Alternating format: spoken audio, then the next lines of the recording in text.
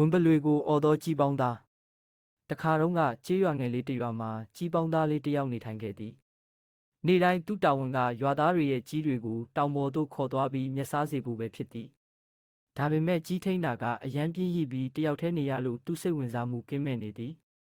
တနေ့မှာသူကစမ်းကြဲတဲ့အကြံတစ်ခုတွေးထွက်လာပြီးတောင်ပေါ်ကနေပြေးဆင်းလာသည်သူအော်ကြွေးသည်ဝင်ပလွေပါဝင်ပလွေပါကြီးတွေကိုဝင်ပလွေကစားနေပြီရွာသားများကသူ့အတန်ကြားပြီးအလွန်သွားကတောင်ပေါ်တက်လာကြသည်တို့ရာတွင်ဝင်ပလွေတကောင်မျှမတွေ့ရဘဲကြီးတွေကလည်းတက်တာအေးချမ်းစွာမျက်စားနေကြသည်ကြီးပေါင်းသားလေးကရွာသားတွေအလုစွန့်ပြီးပြေးလာကြတာကိုမြင်ပြီးရေမောခဲ့သည်ရွာသားများသည်စိတ်ထိတ်လန့်ပြီးအလုပြတ်သွားမှုကြောင့်စိတ်ထိခိုက်ကြသည်သူတို့ကပြောကြသည်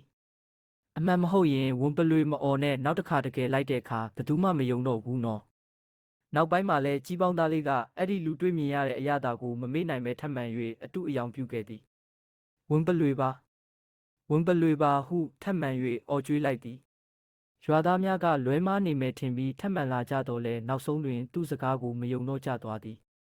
သူတို့ကထပ်မံ၍တောင်ပေါ်ရောက်လာတဲ့အခါဝင်ပလွေမတွေ့ရသေးလို့ပို၍စိတ်တိုက်ကြသည်တနေ့မှာတော့တကယ်တမ်းဝင်ပလွေကတောင်ထဲကမိထွေးပြီးကြီးတွေကိုဝင်တိုက်လာသည်ကြီးပေါင်းသားလေးကအကြောက်ကြားဆုံးဖြစ်ပြီးရွာဘက်ကိုပြေးလာပြီးအော်လိုက်သည်ဝင်ပလွေပါတကယ်ဝင်ပလွေပါကျေးဇူးပြုပြီးကဲပါဒါပေမဲ့ရခင်အကြိမ်ကြိမ်လှည့်ပြန်အော်ခဲ့သောကြောင့်ရွာသားများသည်မယုံကြတော့ဘဲသူ့အတန်ကိုလစ်လူရှုလိုက်ကြသည်အကူအညီမရရှိခဲ့သောကြောင့်ဝင်ပလွေကကြီးများကိုဖမ်းဆီးခဲ့သည်နောက်ဆုံးကြီးပေါင်းသားလေးကမျက်ရည်ပြက်ကရွာပြန်ရောက်သောအခါရွာသားများကပြောကြသည်လူတယောက်အမြဲတူအယောင်ပြုနေခဲ့ရင်တကယ်အမှန်ပြောတဲ့အခါမှာပဲမြည်သူမျှမယုံကြတော့ဘူးအဲ့ဒီနေ့မှာကြီးပေါင်းသားလေးကတသက်တာအတိတ်သင်ခန်းစာတစ်ခုလေ့လာသွားခဲ့သည်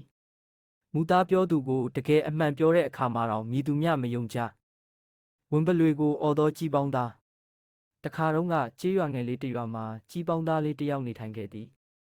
နေ့တိုင်းသူ့တာဝန်ကရွာသားတွေရဲ့ကြီးတွေကိုတောင်ပေါ်သို့ခေါ်သွားပြီးမျက်စားစေဖို့ပဲဖြစ်သည်ဒါပေမဲ့ကြီးထိန်းတာကအရန်ပြင်းရပြီးတယောက်တည်းနေရလို့သူ့စိတ်ဝင်စားမှုကင်းမဲ့နေသည်တနေ့မှာသူကစမ်းကြဲတဲ့အကြံတစ်ခုတွေးထွက်လာပြီးတောင်ပေါ်ကနေပြေးဆင်းလာသည်သူအော်ကြွေးသည်ဝင်ပလွေပါဝင်ပလွေပါကြီးတွေကိုဝင်ပလွေကစားနေပြီရွာသားများကသူ့အတန်ကြားပြီးအလွန်သွားကတောင်ပေါ်တက်လာကြသည်တို့ရာတွင်ဝင်ပလွေတကောင်မျှမတွေ့ရဘဲကြီးတွေကလည်းတက်တာအေးချမ်းစွာမျက်စားနေကြသည်ကြီးပေါင်းသားလေးကရွာသားတွေအလုစွန့်ပြီးပြေးလာကြတာကိုမြင်ပြီးရေမောခဲ့သည်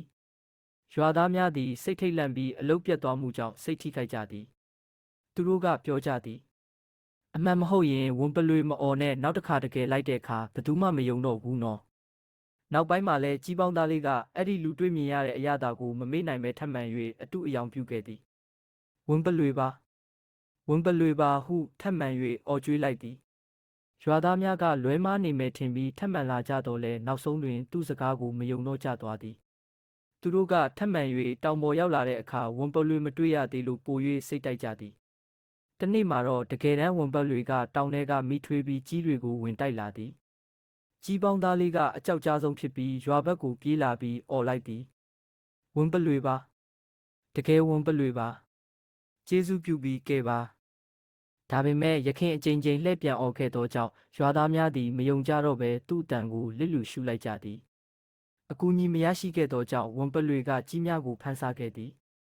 နောက်ဆုံးကြီးပေါင်းသားလေးကမျက်ရည်ပြက်ကရွာပြန်ရောက်သောအခါရွာသားများကပြောကြသည်လူတယောက်အမြဲတူအယောင်ပြုနေခဲ့ရင်တကယ်အမှန်ပြောတဲ့အခါမှာပဲမြည်သူမျှမယုံကြတော့ဘူးအဲ့ဒီနေ့မှာကြီးပေါင်းသားလေးကတသက်တာအတိတ်သင်ခန်းစာတစ်ခုလေ့လာသွားခဲ့သည်မူသားပြောသူကိုတကယ်အမှန်ပြောတဲ့အခါမှာတော့မြည်သူမျှမယုံကြဝင်ပလွေကိုအော်သောကြီးပေါင်းသားတခါတုန်းကကျေးရွာငယ်လေးတစ်ရွာမှာကြီးပေါင်းသားလေးတစ်ယောက်နေထိုင်ခဲ့သည်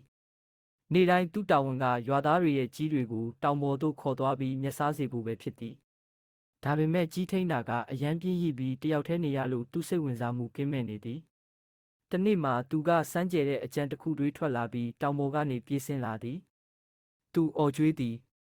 ဝင်ပလွေပါဝင်ပလွေပါကြီးတွေကိုဝင်ပလွေကစားနေပြီရွာသားများကသူ့အတန်ကြားပြီးအလွန်သွားကတောင်ပေါ်တက်လာကြသည် တို့ရာတွင်ဝန်ပလွေတကောင်မျှမတွေ့ရပဲကြီးတွေကလည်းတက်တာအေးချမ်းစွာမျက်စားနေကြသည်ကြီးပေါင်းသားလေးကရွာသားတွေအလုတ်စွန့်ပြီးပြေးလာကြတာကိုမြင်ပြီးရေမောခဲ့သည်ရွာသားများသည်စိတ်ထိတ်လန့်ပြီးအလုတ်ပြတ်သွားမှုကြောင့်စိတ်ထိခိုက်ကြသည်သူတို့ကပြောကြသည်အမှန်မဟုတ်ရင်ဝန်ပလွေမအော်နဲ့နောက်တစ်ခါတကယ်လိုက်တဲ့အခါဘယ်သူမှမယုံတော့ဘူးနော်နောက်ပိုင်းမှာလဲကြီးပေါင်းသားလေးကအဲ့ဒီလူတွေ့မြင်ရတဲ့အရာတာကိုမမေ့နိုင်ပဲထပ်မံ၍အတုအယောင်ပြုခဲ့သည်ဝန်ပလွေပါဝန်ပလွေပါဟုထပ်မံ၍အော်ကြွေးလိုက်သည်ရွာသားများကလွဲမားနေမယ်ထင်ပြီးထပ်မံလာကြတော့လဲနောက်ဆုံးတွင်သူ့စကားကိုမယုံတော့ကြသွားသည်သူတို့ကထပ်မံ၍တောင်ပေါ်ရောက်လာတဲ့အခါဝန်ပလွေမတွေ့ရသေးလို့ပို၍စိတ်တိုက်ကြသည်တနေ့မှာတော့တကယ်တမ်းဝန်ပလွေကတောင်ထဲကမိထွေးပြီးကြီးတွေကိုဝင်တိုက်လာသည်ကြီးပေါင်းသားလေးကအကြောက်ကြားဆုံးဖြစ်ပြီးရွာဘက်ကိုပြေးလာပြီးအော်လိုက်သည်ဝန်ပလွေပါတကယ်ဝန်ပလွေပါကျေးဇူးပြုပြီးကဲပါဒါပေမဲ့ရခင်အကြိမ်ကြိမ်လှည့်ပြန်អော်ခဲ့သောကြောင့်ရွာသားများသည်မယုံကြတော့ဘဲသူ့အတန်ကိုလစ်လူရှုလိုက်ကြသည်အကူအညီမရရှိခဲ့သောကြောင့်ဝန်ပလွေကကြီးများကိုဖမ်းဆားခဲ့သည်နောက်ဆုံးကြီးပေါင်းသားလေးကမျက်ရည်ပြက်ကရွာပြန်ရောက်သောအခါရွာသားများကပြောကြသည်လူတစ်ယောက်အမြဲတူအယောင်ပြုနေခဲ့ရင်တကယ်အမှန်ပြောတဲ့အခါမှာပဲမြည်သူများမယုံကြတော့ဘူးအဲ့ဒီနေ့မှာကြီးပေါင်းသားလေးကတသက်တာအတိတ်တင်